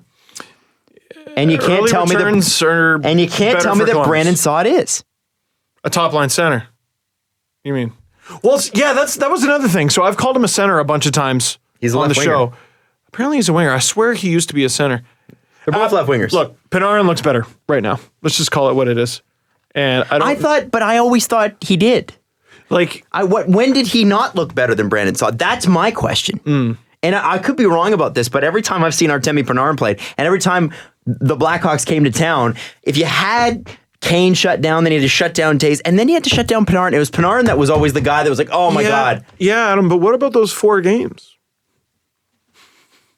Like, that's what I'm saying. They drove him completely nuts. Like, didn't Kane win a scoring title with Panarin on his wing? Yeah. Why would you trade that In guy? Panarin's what first- about that makes you go, here's the problem? Panarin's first year. His first year, he got 77 points. So what was the next year? 74 points. Oh, so I thought they were selling high or whatever. Or, sorry, buying low, He whatever. is Selling low. Patrick Kane, 3-time 30-goal scorer. Artemi Panarin, already a 2-time 30-goal scorer. Already? Well, I mean, he's in the Hall for sure. He's coming up on it. I'm just saying, I think it was a bad trade. I thought it was a bad trade at the time, and I still think it's a bad trade. Now, you downgraded. Now, you downgraded. here's what happens, though. This show is creepy. This show is creepy. Oh, he's going to score ridiculously. Dude, I know. We I know it's ragged coming. on Brent Seabrook. He frickin' scored a goal. That doesn't mean Brent talked about- Seabrook's back. We talked about Rick Nash. He has like a highlight reel goal. We talk about I know. we could go through the I know. list. We could go through the list. I talked about the Bruins being a bunch of nobodies. Yeah, they're killing it. I have a contender for your worst trade. Oh, in the last year? Or In the when? last year, Does it involve the Blackhawks? it involves the Blue Jackets. Oh. So, for the expansion draft, if you don't remember, the Blue Jackets were leaving a whole bunch of players exposed, and they didn't want anybody to take them. Yeah. Their available list included Josh Anderson, Matt Calvert, Sam Gagner, Jack Johnson, Kyle Quincy, Corpusalo, and then they wanted Vegas to take someone like William Karlsson, who currently has 23 goals and 14 assists. That's unbelievable. Unreal. The Blue Jackets wanted Vegas to take William Karlsson, who again has 23 goals and 14 assists. So they paid Vegas to take this man. What do they pay In them? that payment, they sent David Clarkson to Vegas, which is okay, That's a favor. Yeah. That's a favor. plus a 2017 first round pick and a 2019 second round pick. So that Vegas would take William Karlsson out of their system. There you go. That's my contender for and worst Dave trade of Clarkson. last year. Dave Clarkson's a Las Vegas Golden Knight? Yeah. I didn't know So is that. Mikhail Grabowski. Yeah. That I knew. And Kuhlman, wasn't he? No. No, who'd they take from Islanders? I can't remember. And they took the Islanders first and second No, round you pick, know what too, it which was? is sweet. Yeah. They ridiculous. took like some pending UFA. I want to say it was who's the goalie? Berube? yeah. I want to say they took him and Grabowski in exchange for like, That's highway robbery right there. you know what? I gotta get on this Vegas article. You know what we need? No. I gotta get on You know this. what your next article needs to be? What? The worst trades of 2017 so far. And the number one worst 2018. trade. No, 2017. Oh, you mean 17, Because you're 18. looking back at the entire calendar year of 2017. Oh, I see what you mean. And you go, I see what what you are the mean. worst trades in 2017? Just the year. I mean, it might as well just be a Vegas article. Well, no, because I think the worst trade was probably Edmonton and the New York Islanders. Strome for Eberle. There was a. That was a pretty bad trade. There was. I feel like. What was the point of that trade? Trying to remember exactly who it was. It might have been the Islanders. The Islanders are a team that their playoff berth is not guaranteed, and their first round pick is going to Vegas. What if the Islanders miss the playoffs? Yeah, a lottery team. Well, anyone who misses the playoffs Lottery. is a lottery team. What if? Yeah, it's going to Edmonton, man. What are you kidding? Imagine Vegas wins their division and gets Dahlin. I think they will anyway. They have a lottery protected pick. No, it's not. Oh, it's not lottery. Oh, Yeah, okay. it's I thought not. they did. Yeah, but they we went still on that. got how many cracks at it? How many first round picks does Vegas have this year? Actually, just tell me all of Vegas's first round picks for the next 3 years. It's not, yeah. We've gone to that. Okay, sorry. I don't know why I thought that. Me neither.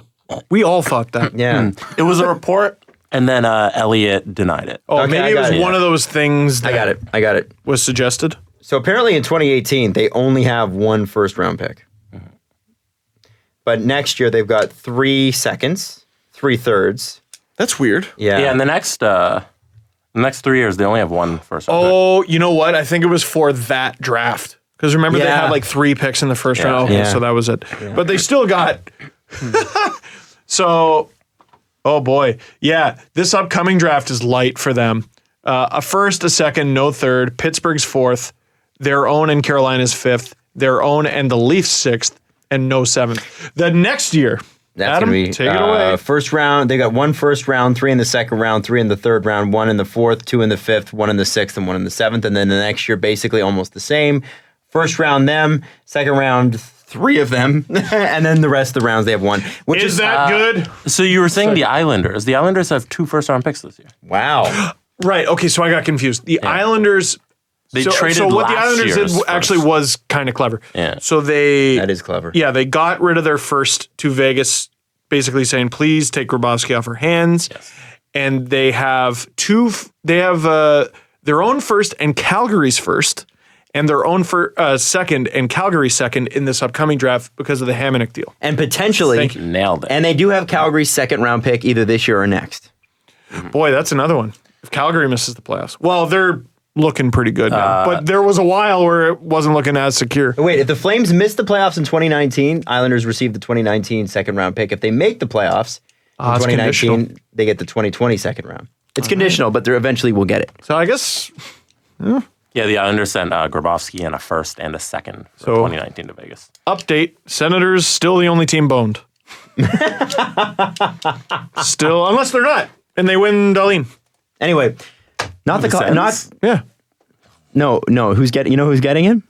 Edmonton. Oh, Edmonton. No, Why not? He's going to Edmonton. cancel the league. It'd be a lot more fun if Edmonton Wait, gets him. if Edmonton gets him, that's the best. I want Edmonton to have everybody and still lose. Okay, easily the most fun scenario. Yes, Jesse nailed it. They win Darlene and they still suck, and then they trade Darlene for like, I don't know, friggin'. I'm trying to think of like an Adam Rick Larson Nash. comparable. No. Cody no, he's Cece. too old. Cody Oh no, but then he's going to be a Sen anyway. No. No. If he ends up in Ottawa, does he become Eric Carl's son? dare you. Carl's son? Get out of the studio. Carl's son? dare Because you. Eric Carlson's son? You're fired. You're banned. The best dad joke tweet we've received recently is the James Van Riemsdyk van. Is it called the Van Riemsdyk? Oh, his. If he buys a van. I forget who tweeted that at us, but you were all tagged in it. That's funny. Does he call it the Van Riemsdyk? I want the show to end. There's a lot of people who just like it to end forever just because of all the terrible dad can do jokes we've that. made. No, I feel like we can't, made we can't progress. rob the world No, of this. let's just shut it down. We made progress. We got one wrong on Who Wants to Be a Millionaire, and we're all the way back down to 32 grand. But thanks for playing anyway.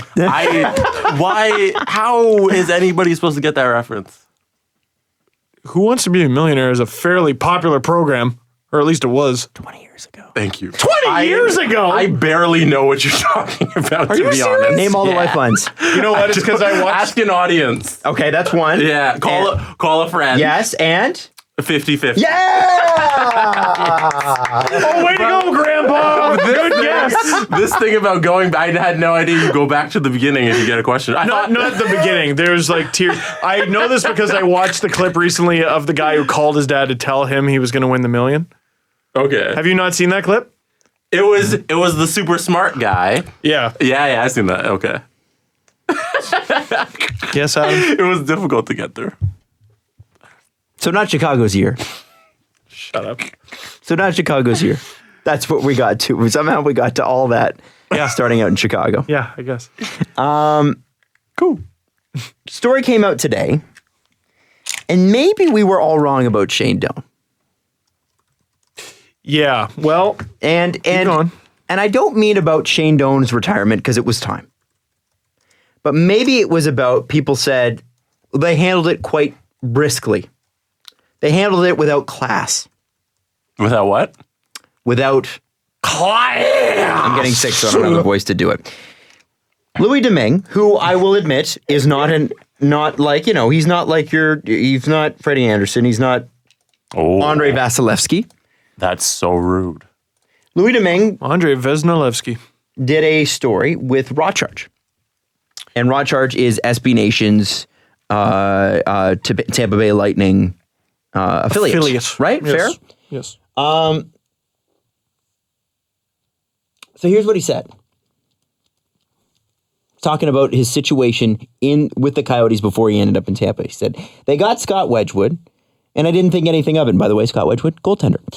I thought it was just another move to get stronger at that position. Then I was on waivers, and then I'm this is where the story gets interesting because I got put on waivers, didn't get claimed, and they didn't want to send me down to the AHL. They wanted me to keep at home while they were trying to deal me somewhere, trying to find me a spot. For a good week and a half, I was left without ice or a gym or any support from the team. I was just home waiting for a call. They told me to rent my own ice, brackets Chuckles. I was there. I gave my old friend Shane Doan a call. He came out to the ice with me in an afternoon with his son. I rented ice at midnight just to shoot pucks and skate because I was tired of being at home. So that is horrible and makes the Coyotes look like a bunch of complete asshats. And we have friends at Raw Charge, but I would be remiss if I didn't mention that the story has evolved. In fact, there were tweets in the last 5 minutes. And Louis Domingue himself responded. Yeah, and he's still responding. So I'll start with Craig Morgan, who covers the Coyotes. Let me see on his profile for who. He's a columnist / Coyotes writer for AZ Sports. He is Craig S. Morgan on Twitter if you want to follow him. Important piece of missing information here, Craig says. Louis Domingue declined an ECHL assignment from the Coyotes. The Coyotes had 3 AHL goalies in Miska, Hill, and Langhammer. Louis was offered a place to play while the Coyotes found him a new home. And then he said, okay, let's play that out. Those 3 goalies are part of their future. They wanted them developing with their best minor league team. Louis wasn't part of the future. Why send them to the ECHL? Why couldn't Louis go to the ECHL for, as you call it, a short time to stay in shape? Because their development staff is in Tucson. Practice time means as much as game time. So that's Craig Morgan. Oh boy. Boy, there's a lot. So Louis said 3 hours ago, a lot of important info missing here. Like, for example, the facts that in the same interview, I said how thankful I was to the Coyotes for giving me a chance to play in the NHL. Make sure you listen to the whole thing before basing your opinion on something. He responds to something else Craig said. Let's play this one out, Craig. Your employer fires you and offers you a gig at a local high school newspaper. I bet you jump on that. Jump on that? ? Listen, guys, everything worked out in the end. The whole point of this was to talk about how I moved on from all that. Because he said in the interview he almost quit hockey. Yeah. And the last thing I'm going to say is I loved everything about Arizona. The fans were great to me, and it's too bad, I think he meant to say. Things didn't work out, but at the end of the day, so grateful to have played there. Let's remember the good things and move on from the bad ones. Now, 8 minutes ago, he tweeted a 2-parter. I don't understand why people make this story as if I trashed the Coyotes. It's not about how I was treated at all. It's about how I had to challenge myself to get back on my feet. The only reason why I was in this situation in the first place was because of my poor play. Oh, that's pretty good. If you guys listen to the actual interview and not read the interview, you clearly see that I'm not trashing the Coyotes at all. Yes, it wasn't the best situation, how it got handled, but at the end of the day, it's not about that, but only about overcoming difficult times. 2 lightning emojis. Here's my question. Why is telling the truth trashing the team? Maybe the team's actions were just trash, and the truth trashes the team. Well, and I mean, he does trash himself for not being good. And I mean, if he was good, they would have played him. Sure. But maybe, instead of saying he trashed the team, because even in that original quote, there's nothing about that's trashing them. He's telling you what happened. And when he tells you what happened, listen to him. I feel bad for Louis, first of all. I feel really bad for Raw Charge because these blogs, particularly SB Nation, they have a lot of trouble with NHL teams getting access. I I got to imagine this is going to be a big kick in the balls for their future access.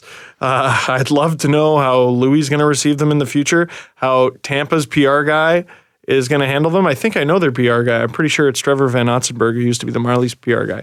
I would love to know what the Coyotes think about this whole mess. And what I was thinking while reading that whole thing was, welcome to a bigger NHL market, Louis. Like, dude, stop tweeting. Stop tweeting about this. Stop tweeting about this. I'm sure you'll be asked tomorrow at practice or something, or after the game or whatever. You can address it there. Stop tweeting about it. You're fine. But is this his first NHL crisis? Probably. I never would have expected a Louis Domingue interview, period. I remember his first game, and it was against the Habs, and that was a big deal because I believe he's a Francophone. I think he played in the Q, and that was a big thing. And then you never really heard about Louis Domingue ever again, because he plays in Arizona, and that's unfortunate. But then, he's been in Tampa for 5 minutes. He does one interview. Okay. And this happens to him. It seems like, but this regardless is why, of what happened or what he said, he's handling it poorly. But this is why we never get the truth from these guys. He told the truth, yes, and people say he trashed the team. Oh, so you're dumping on the reaction to it, not the story or what he said. Absolutely. Okay. So if he tells the truth, how is he trashing the team? You can trash the team based on his truth. But that's what happened. Yeah. So why is that? Tells you, he just said, listen, and he did say, I wouldn't have been in that position if it wasn't for my terrible play, right? Or my poor play, whatever word he used. Well, he said that long after the fact, though. But he might have said that in the interview as well. I haven't read the full transcript. The point I'm trying to make is, he's working on the video. He is telling the truth, or his truth. Yeah. And that part of it doesn't make the Coyotes look good. Louis Domingue's job is to play goalie, not to make the Coyotes not look good. And Louis Domingue just told the truth, and the Coyotes don't look good. Don't tell me that he's trashing them. Yeah. I don't think, listen, and the reason I instantly went to Shane Doan on this is because there's a history here. Well, and Shane Doan has been pissed off at the Coyotes, even when he was playing with them. Yeah. Well, and then he was the one taking shots on Domingue on the ice. This is my point. Yeah. Maybe where there's smoke, there's fire. And maybe Louis Domingue isn't trashing the organization. And God, you know what sucks? Asked for a trade. He's got to come out and say, I'm so grateful, I'm so grateful, I'm so grateful. Fuck. Can we just say it sucked? Let him say a thing. I didn't like the way they treated me.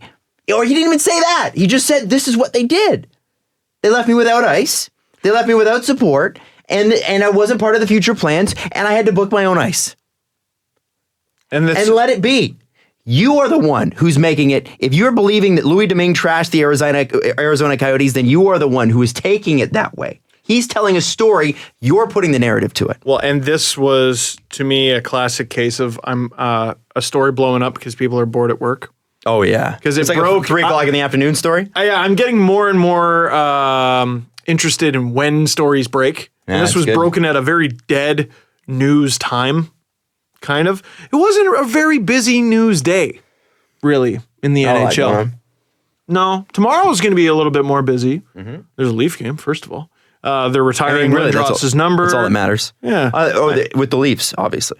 Yeah. No, and I think the biggest story of the day was what, UC Jokinen got claimed off waivers? Mm-hmm. Which I actually think was a good pickup. Yeah. Now, this story comes out, and the Coyotes, who are just so easy to beat up on. I think people... Is this an example?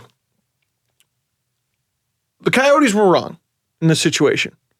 So I'll bash the Coyotes based on his truth. Or maybe that's just the way it works, and people are not used to hearing that truth. You know what? Let me back up. You're right. Yeah. Because I don't fault the Coyotes. Yeah. You're right. What are they doing that they didn't do to Alex Stalock a couple years ago? Or the Leafs, sorry. For sure. We don't know the inner workings of an NHL team. Maybe this goes on all the time. Yeah. And Domingue's maybe... Maybe this is the unglamorous side of being a hockey player. And also, there's other story. Ben Scrivens was telling me one time he had a terrible transition. I'm trying to remember from where. I want to say it was like Edmonton to Bakersfield when he got sent down, or maybe it was after the trade to Montreal. I'm trying to remember, but he was just sitting in limbo doing nothing. I'm trying to remember. It's rough for goalies. It's nice when you can find a good situation, right? Like the Leafs are very fortunate, to always bring it back to the Leafs, that they were able to find a home so quickly for Casimir Kaskisuo. Sent him to Chicago right away. Didn't have 3 guys sitting around. Great. Don't have 3 guys sitting around in the NHL. Don't have 3 guys sitting around in the AHL. Don't have to demote anyone to the ECHL. You found a nice situation. Doesn't always work out like that. Sometimes you go, you have no future here. Alex Stalock, go home. At least for him, it was the end of the season, I suppose. But even Domingue, you look it at was a guy not. like Frankie Corrado, you want to sit around for 2 seasons? Like, that's not fun. That's sucks. just the reality of it, though. exactly. Josh Levo. And he Yeah. resigned. He didn't have to resign. Mad Men was a show of scenes and clips. That show dragged sometimes, but there's some really, really good quotes. No, every moment of Mad Men was perfect. Don't say that. Yeah, how dare I? Yes. You're right. There's one that I think of all the time between, who is it, Peggy, and who's John Hamm's character again? Don Draper. Don Draper, thank you. I forgot. I haven't watched it in like 5 years. She's moaning to him about she didn't get recognition for some kind of project that she worked on. And she goes, and you never say thank you. And John Hamm goes, that's what the money is for. And he's scary. When he's angry, he's scary. Frank Corrado or Louis Domingue or whoever you are. And hey, you don't pay attention to me. We pay you. I'm just a bench warmer. I'm just a healthy scratch every night eating popcorn. The popcorn is free. And you make money to eat it. Like, imagine, okay, so you got a guy like Frank Corrado on your team, who I was cheering for every day to get him in the lineup. But when he was out of town, the second he opened his freaking mouth, the second he opened his mouth, do I need this? Do I need this from a guy who's fringe on my roster in the first place, who I pay? I pay this guy. Hundreds of thousands of dollars. Yes, however NHLers get paid, I know it's not bi-weekly, but whatever it is. I'm pretty sure it's bi-weekly Every during the 2 season. weeks. During I the know season. that's how NBA players are paid. Every 2 weeks, you're going to the bank and doing this. It's probably direct deposit. You don't even have to do that. And I got to listen to you lip in the media? Get out of here. Conditional 7th. Like, Future considerations. get out of here. Conditional 6th. We're going to trade you to the future 2-time Stanley Cup winning champions. Yeah. Now, Screw you, Frank Corrado. I'm going on this rant. Louis Domingue didn't ask for this, to my I'm knowledge. joking about Frank. No, by the of way. course, of course. So Louis Domingue didn't say this, but there is part of me that feels bad for these players when you hear about them. You can just picture it. Him, skulking on the ice at midnight like friggin' Charlie Brown. Christmas time is here. Oh no! All I have to do is practice hockey all day.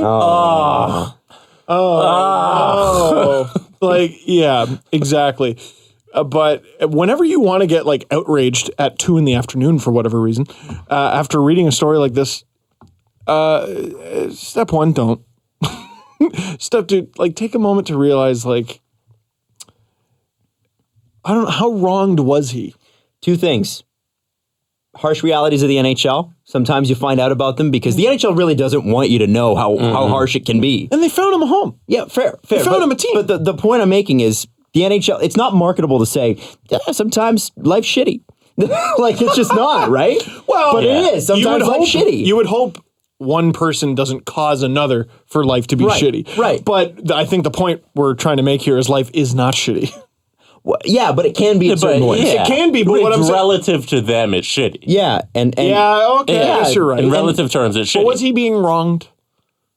I mean, man, I think that is up to interpretation. The point is, he's found himself a home, and I think that's what's lost in this. And I agree with him in that.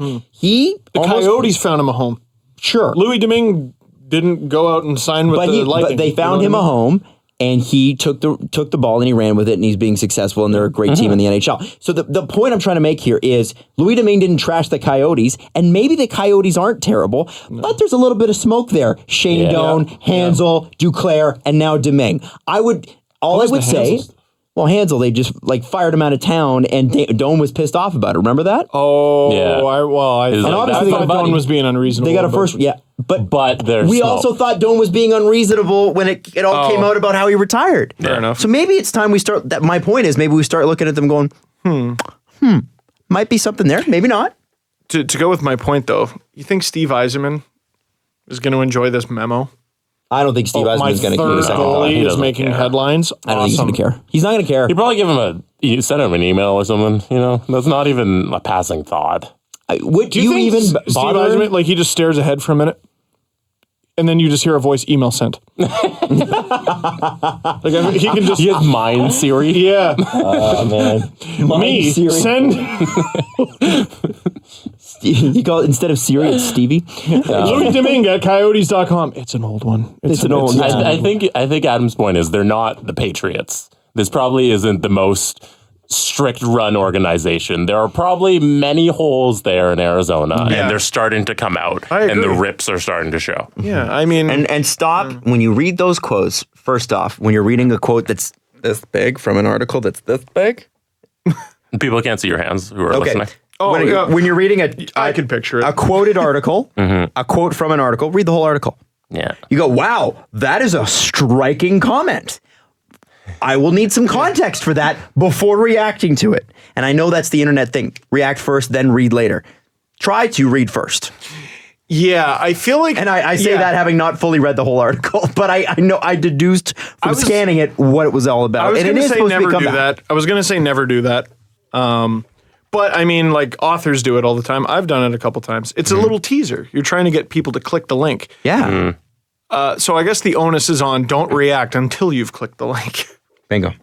Love it. Anyway, listen, guys, I just want to say, I'm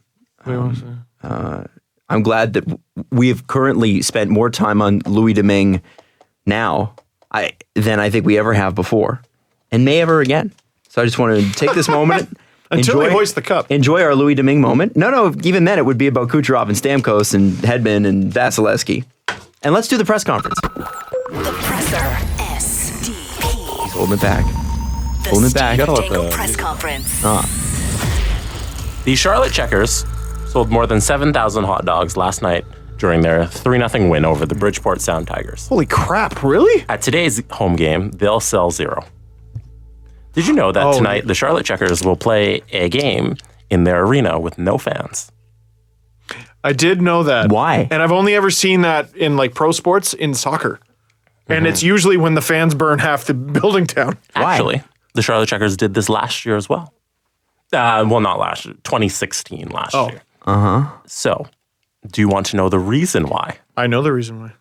I want to hear. I do. I want to know the reason. Plunging temperatures and a forecast of 2 to 4 inches of snow in the Charlotte area. Now, before we make fun, pretty hard to get upset about a city that probably doesn't have a snowplow in it. Southerners, I want you to message in, or people from like even the Midwest, I Are suppose. you from Charlotte? I want to see the pictures. I want people from Charlemagne. Oh, if you yeah, listen to that'd the be show, no, he's not from Charlotte. I know. Listen, That'd be cool. sorry. Pictures. Yeah, send me pictures from Charlotte. Well, yeah, send me pictures first of all, but also, what is it like when it snows there? I gotta know. Because like we got that much snow a couple days ago, and I remember going, "Oh, that's easy." And I took like the 10 minutes it took to shovel because you're not even lifting; you're just pushing. It's hilarious, but again, that's just life, and like our vehicles are built to withstand it. There's this meme that goes around like, oh, when it snows an inch in the south and there's a bunch of cars on fire. But what's amazing is the pictures in the meme change all the time because that happens every time it snows. Like they just don't know how to cope with We it. get 4 inches of snow like Regularly. 3 times a week in December. Yeah. Yeah, Winnipeg gets it every day. Yeah. Buffalo gets it every hour. it's amazing to me. Richland, Washington is where my my family is. They're Richland, Washington. Is that That's Washington West State. Coast? West Coast, Okay. Washington State. Now it is a northern-ish state, right? It's very, very far north, but the we're- West Coast is temperate? Exactly. Sorry. So you got Seattle. Thank you, Steve. Weatherman Steve. Is there precipitation coming in, Stephen? I don't know. I thought I could learn meteorology in 7 or 8 hours, and it turns out now it's I'm actually upset. harder than that. Well, and feel bad. Shame. I feel Do you have family in Washington? I have family in Richland, Washington. So separate there. unlike Seattle, which is super rainy, Richland is a desert because it's on the other side of the mountains. And they once got an inch of snow there, and it shut the city down. And when I say shut the city down, I mean buses off, no public buildings open, no school, businesses closed, and literally the local news spent the entire day talking about how crazy the snow was and how everybody should stay home. The mayor said, everybody stay home. And that is because before Canadians go and get high and mighty, we can drive in the snow and the Americans can't. Yeah. It's because they don't regularly do it like we do. And they don't regularly need a snowplow like we do. Think of how you were the first time you drove in snow. Oh, I was real great. You know why? Because I'm Canadian. It's in my genetics. Oh, really? Is it? Oh, really? Is it? I don't think so. And I think winter tires are in your genetics. And you were probably driving a car with winter tires. They're driving Corvettes 365 days All a of year. them. Everyone has a Corvette. Everyone.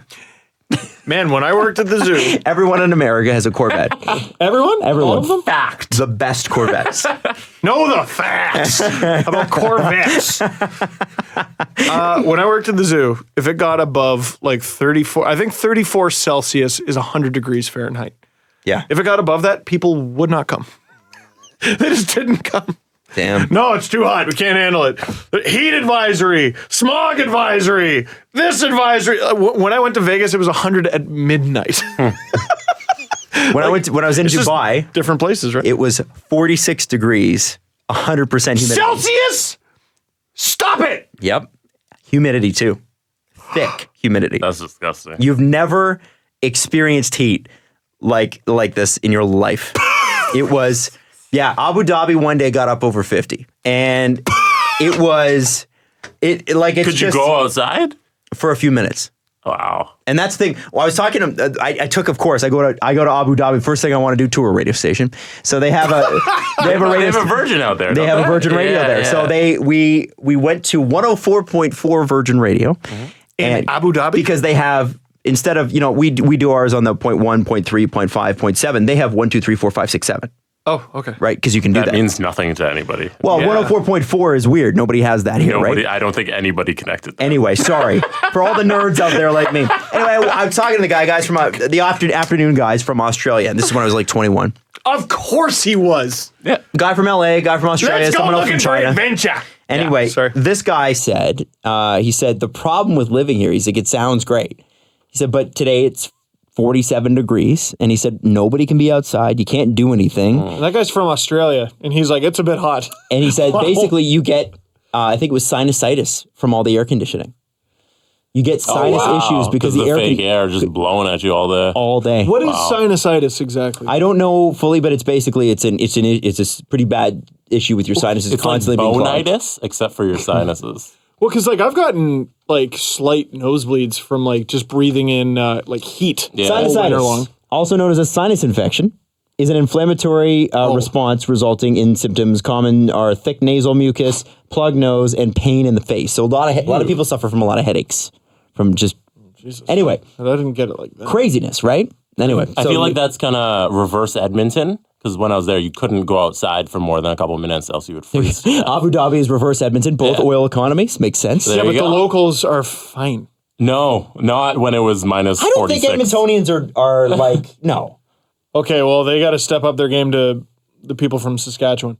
Because I was dying, and 5 joggers ran by. Morning. It was minus 30. Go Rough Riders. Yeah. Riders. They don't even say hi. They say riders. Yeah, that's their high. and I'm just dying. I have told this story a bunch of times, but there was a guy riding his bike past me in, I want to say Regina, like sweatpants and running shoes the guy's wearing. And I go, it's a little cold to be doing that, don't you think? And he goes, oh, man, should have seen the other day. It was minus 50. I couldn't go anywhere because my gears froze up. And I realized the only reason that man didn't go out that day is because his gears froze up. His bike failed before he did. Canadians also have this thing. We got a little bit of the small. Yeah, we got a small man complex going on. no Canadian wants to admit that it's cold, and I think that's stupid. I'll fully admit when it's cold and when I'm cold. But what I found out is that in other places, that makes you seem like less of a man. Everyone You are has not, or less of a Canadian. It's almost like you're anti-patriot if you say you're cold. And I'm like, you guys are all faking it. I know all you motherfuckers are cold. Sorry. Everyone's got one friend from Winnipeg who waits in line for the club in a bubble vest. Yes. Whatever. I'm from Winnipeg. From Winnipeg. Man, you don't know. You don't know. Where I'm from, it's on average like 8 degrees colder. And then in you the might summer, not think that's significant, and it's not, but it is. And in the summer, it's 8 degrees hotter because Winnipeg crazy like that. There's like an 80-degree difference winter to summer there. Wow. Minus 40, plus 40. It's always insane. In Winnipeg, they have to drive through the city at night, apparently, with these anti-mosquito trucks. So what they do is they just shoot off plumes of smoke into the air that kill all the mosquitoes. Oh, wow. Seems bad. I'm not sure if they still do it, but from my friends in white radio that were from Winnipeg. I hope there's listeners in Scandinavia right now going, we don't care. Don't care. What country is that? You can't tell. I just said a region. I have to say, people do like to complain about the cold, and it's kind of annoying because it's not that cold all the time. No, it's not. Here. You know, you can go outside and it's not that cold. Or how about this? Winter's cold. Spring is less cold. Temperate. Turning into hot. Summer's hot. Fall is hot going into cold. Thank you. The circle About a dozen people. Sorry. About a dozen people will run the game as if they're actually fans in attendance. Black, who's the COO, I forget her first name. This is the Charlotte game. Right, what we were Tara talking Black. about. Nevertheless. Tara Black, the COO, said, we sent everybody home. So our immediate staff, all of our executives ran the game. We had the game officials because they were in town. We had a few special off-ice officials. We had everybody we needed to run a game and nobody we didn't. So that's kind of the experience. It's kind of cool. First question. It'd be weird to go to a game with no people, but I guess you wouldn't be there because then there would be people. Yeah, you're either running the game or you're not there. This is our most upvoted question. It's from Reddy Edgemont. 6 upvotes. And I am ready. Wow. Consider me Edgemont because I'm ready. This is for Adam and Steve. What's more likely to come October 2018? 1, Brent Seabrook in an Oilers jersey. 2, Brent Seabrook in a Canucks jersey. 3, Brent Seabrook allergic to jerseys. Longtime listener from Chicago. Keep up the great works and go Hawks. Oh, Marion Hossa. Took me a sec. Ooh. That's a really good question. Can we forget the answer? Like that. It's important that question was asked. By the way, Oilers for sure. Oilers. I think For sure, Oilers. I think this is a year away. From getting solved. I think Seabrook stays a Blackhawk next season. And then we'll go to the Oilers. For sure. Sorry, He Canucks. doesn't get allergic. He will not get allergic. That is so dark. Wow. So mean. So wow. I've heard some. Apparently, there are rumors in Vancouver. I have not heard them anywhere else. And I don't know what the Vancouver media scene is like, so I can't really comment on. It seems wacky. It is a bit wacky. The entire media scene is Andrew Walker yelling about things. Boy, he's gone there and quickly become the center of all the irate sports blogs. It's amazing. I think he walks into bookstores and it's like staff picks, and he's like, well, now I know where the worst books are. And he yells it as loud as he can. Yeah. Thanks for telling me the specials. I don't need to hear what food is the worst here in this restaurant. I'll have the hot dog. Andrew's the best. It's so great. I'll have the hot dog. Just You're not going to pull one over on me. I'm Andrew Walker. Watching my good friend Andrew react to all this stuff has been amazing. Tell me I'm wrong. But what I love is the fact that all of a sudden Ken Holland is going to run the Canucks next year. Mhm. What? Have you heard that? No. It was in 31 Thoughts. Oh. But that was the thing. It was like, it wasn't Elliot reporting it. It was Elliot saying there are rumors out of Vancouver and people are reporting it there. So he wasn't taking ownership of that. But what I found interesting about it was that we hadn't heard anything about it. You would think that'd be bigger news. Well, it's like someone sent me one recently, like the Goodbranson to the Leafs rumor. Goodbranson for Nielsen in a third. That was I'm was out of the Vancouver papers. Yeah, I was Nothing like, how did that not make its way here? Like, how did that take time to? It's Leaf-related news. Shouldn't it have traveled here at light speed? I think because nobody believes it. Like nobody on the media wacky. side here is going to be like, yeah, the Leafs seem like a good Branson team. It's a wacky rumor. It is. It is a wacky rumor. Anyway, Ken Holland with the Canucks. That would involve the Canucks firing Bim Jennings. that'd be a sad day. I don't know if they'll ever fire Bim Jennings. I had to correct myself from the correction. Yeah. Yeah. Any other questions, Jesse? Not really. Zaitsev's 2 weeks away. Who said that? And finally, we can Babcock? take the Polak stuff away. Mr. Darren Dreger of the I Suck Network said Zaitsev is expected to have a walking boot removed early next week. He'll be back on the Leafs within 2 weeks. The Totally Silly Network. Man, he's still in a walking boot? Yeah. Not so long. Seems like further than a week away, but okay. Jason Spezza was a healthy scratch Monday. Before scoring. Scored 2 goals on Tuesday. Why do I keep... shut up, Steve. Fuck. Sorry. No. Temperate climate. Temperate. Anything else? No? The microphone should just work. That's it. Okay. Well, we're going to leave it at that. Ladies and gentlemen, I may not be here for the second podcast next week. I'm just warning you. Not that anybody cares all that much, but... Who you, me? I got this wedding Not coming that up. anyone gives a shit. Well, no, but I just, Steve and Jesse will still be here, but I may be taking off because of the wedding. 10 days today. 10 days today getting there. Craziness. So it's just the second one next week or both? Probably the second one. The first one I'll be around for. You sure? Yeah. I just don't want to, see you. It's okay, man. We can No, talk about okay. this off mic. I'm No, just throwing it out there. Okay. Okay. We can talk about this off. But Steve, we don't need to do this. Yeah, we don't need temper climate. But we love you guys. Thank you so much for listening. And Jesse's got something. The Van Riemsdyk tweet was from Mikey Laz1 on Twitter. I found the screenshot. Thanks, man. If you got a Dodge, it'd be You a have caravan. to- If you got a Dodge, it'd be No, a you're Caravan Riemsdyk. Dodge Caravan.